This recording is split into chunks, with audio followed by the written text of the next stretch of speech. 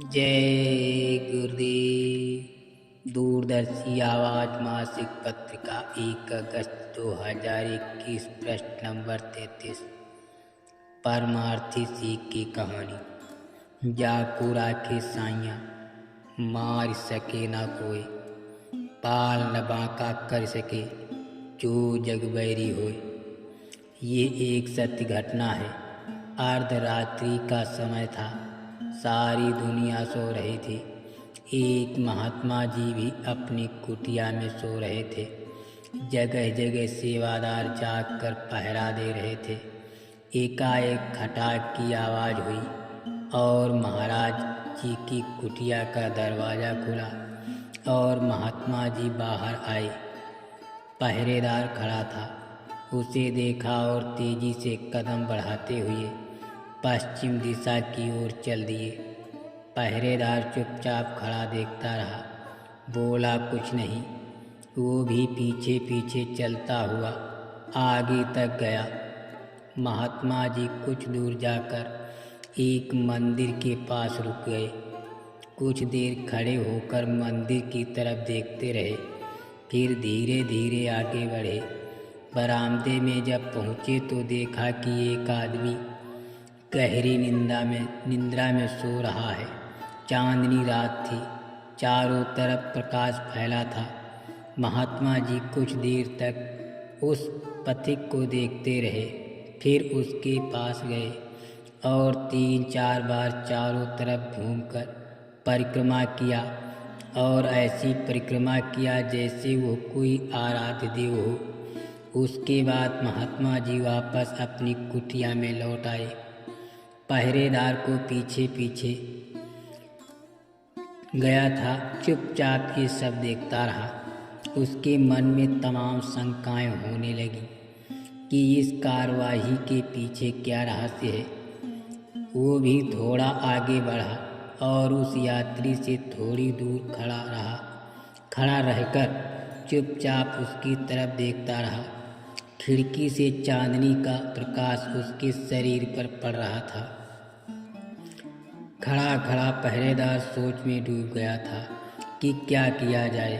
करीब 10-15 मिनट बाद आवाज़ किसी जानवर की उसे सुनाई पड़ी और वो इधर उधर देखने लगा।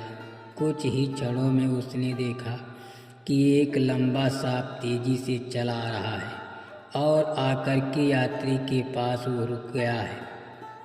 फिर धीरे धीरे ये उसके चारों तरफ घूमने लगा।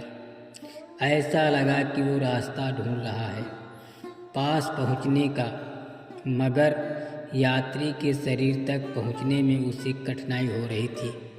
खड़ा खड़ा पहरेदार ये दृश्य देखता रहा।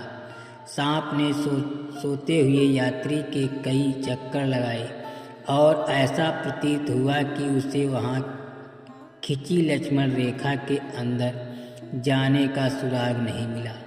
कुछ देर बाद सांप जिधर से आया था उधर लौट गया। दूसरे दिन आश्रम में इस घटना की चर्चा होने लगी तो प्रेमियों ने महात्मा जी से पूछा कि ये कैसी लीला थी आपकी। महात्मा जी ने बताया, समझाया कि ये देश कर्मों का है और हर कर्म का बदला देना होता है, चाहे वो अच्छा हो या बुरा हो। सांप को उस समय उस आदमी को काटकर अपना बदला चुकाना था, किंतु मालिक की मौज को कौन जानता है। स्थान का प्रभाव और उसकी कृपा की ये स्थान का प्रभाव और उसकी कृपा की वो बचा लिया गया।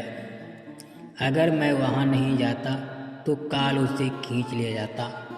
इस घटना से ये सीख मिलती है कि महापुरुष त्रिकालदर्शी अंतर्यामी होते हैं। उन्हें सब कुछ मालूम रहता है। जीवों की संभाल और रक्षा करना उनका काम है। हम सच्चे भाव से समर्पित होकर मालिक के आज्ञाकारी भक्त बन जाएं तो सतगुरु हमारी रक्षा ऐसी और संभाल करेंगे कि हमें काल उसके दूत छू तक नहीं सकते। सही तो कहा गया है, जाको राखे साइया मार सके ना कोई, बाल न बांका कर सके जो जग बैरी होए। आदेश का पालन ही गुरु भक्ति है।